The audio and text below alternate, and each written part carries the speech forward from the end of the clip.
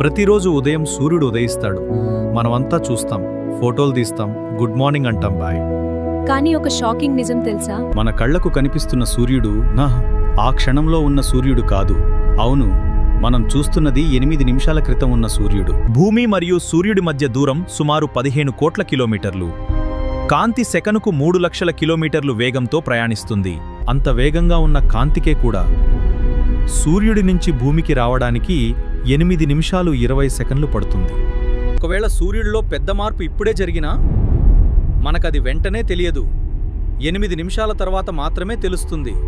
అంటే సూర్యుడు ఒక్కసారిగా మాయమైతే కూడా మనకు 8 నిమిషాల వరకు ఏమీ తెలియదు. మనకు కనిపించే ఆకాశం లైవ్ కాదు, అది ఒక టైం డిలే యూనివర్స్. కొన్ని నక్షత్రాల కాంతి భూమికి రావడానికి 1000 సంవత్సరాలు పడుతుంది. అంటే మనం చూస్తున్న కొన్ని స్టార్స్ ఇప్పటికే ఉండకపోవచ్చు కూడా.